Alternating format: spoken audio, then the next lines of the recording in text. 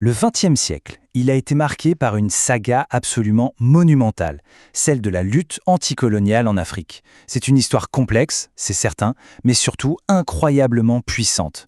L'histoire de générations d'Africains qui se sont battus vraiment pour reprendre leur destin en main. Et ça pose une question qui est à la fois simple et immense.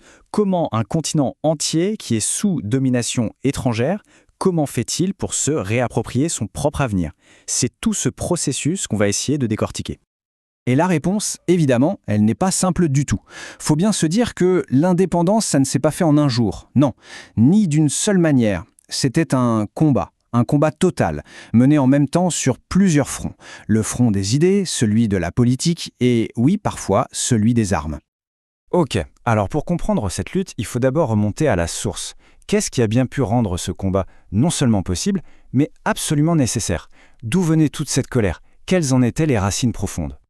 Le système colonial y reposait sur des piliers d'oppression bien concrets. On parle de spoliation des terres, de travail forcé, d'exploitation économique à outrance. Mais au fond, au cœur de tout ça, il y avait quelque chose de peut-être encore plus insidieux.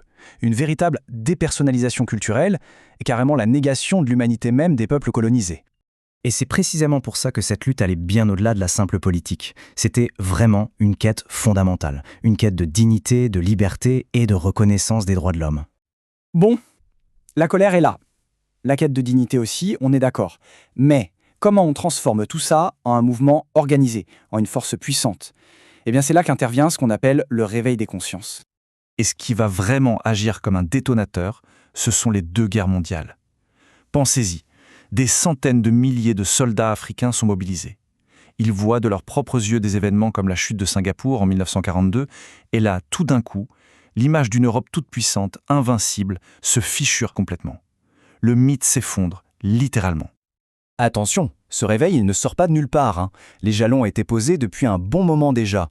Dès 1896, il y a la victoire de l'Éthiopie à Adoua, qui prouve que oui, la résistance est possible.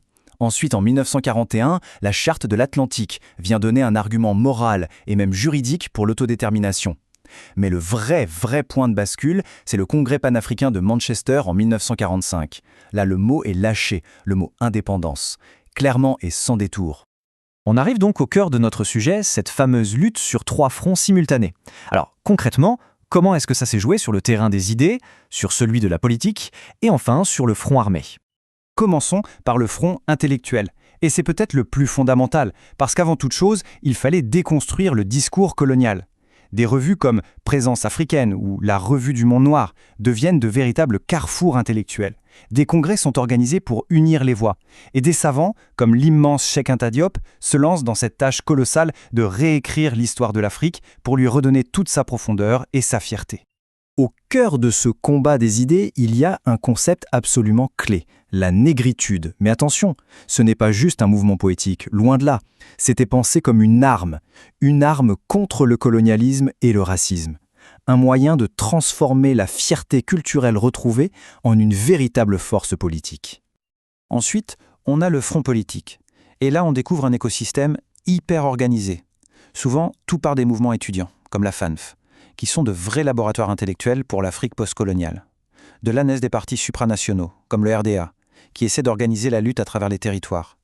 Et enfin, il y a les syndicats, comme l'UGTN, qui unissent la force des travailleurs pour réclamer pas juste de meilleures conditions de travail, non, mais l'émancipation complète des populations.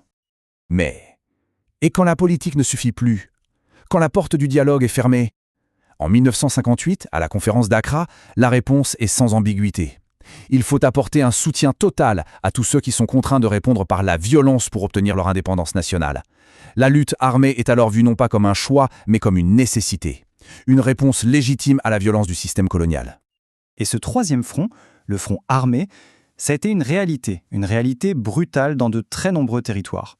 On pense évidemment tout de suite à la guerre d'indépendance algérienne, mais il ne faut surtout pas oublier la lutte de l'UPC au Cameroun, ou les très longues guerres de libération en Angola, en Guinée-Bissau, au Mozambique. Tous ces combats sur tous ces fronts, ils visaient un objectif commun. Mais lequel, au juste? Parce que, et c'est crucial, il ne s'agissait pas simplement de remplacer un drapeau par un autre. L'ambition était bien plus grande. Et c'est là que c'est fascinant, c'est de voir ce double objectif. D'un côté, il y a le but immédiat, non négociable, l'indépendance nationale, la pleine souveraineté politique. Pour Kwame Nkrumah, c'était le préalable à tout progrès. Mais ça, ce n'était que la première étape. L'horizon ultime, c'était l'unité panafricaine, une union fédérale des États africains, vue comme le seul et unique rempart contre ce qu'on craignait déjà à l'époque, le néocolonialisme. Et l'idéologie qui relie tout ça, les logiciels de toute cette lutte, c'est le panafricanisme. C'est vraiment le ciment du mouvement. C'est cette idée incroyablement puissante d'une solidarité qui dépasse les frontières coloniales, une solidarité entre les peuples africains et les peuples d'ascendance africaine partout dans le monde. Finalement, les indépendances sont acquises. Les unes après les autres, les pays accèdent à la souveraineté. Victoire donc? Fin de l'histoire? Eh bien non. Et les leaders de l'époque le savaient mieux que personne. La partie était loin, très loin d'être gagnée. Le chemin, bien sûr, était semé d'embûches. Il y avait d'abord la répression coloniale qui a été féroce. Mais il y avait aussi les défis internes, les divisions entre les factions, entre les modérés et les radicaux.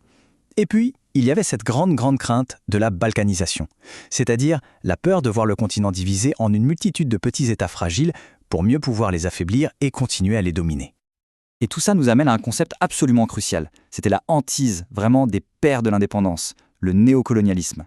C'est quoi? C'est l'idée qu'une indépendance politique formelle sur le papier puisse en réalité cacher la persistance d'une domination économique et culturelle par les anciennes puissances coloniales. Une menace directe pour la souveraineté réelle des nouveaux États. On se quitte donc avec cette question finale, qui reste encore aujourd'hui brûlante d'actualité. Est-ce que l'indépendance politique a vraiment garanti une réelle souveraineté? C'est une interrogation qui continue aujourd'hui encore de façonner le présent et surtout l'avenir du continent africain.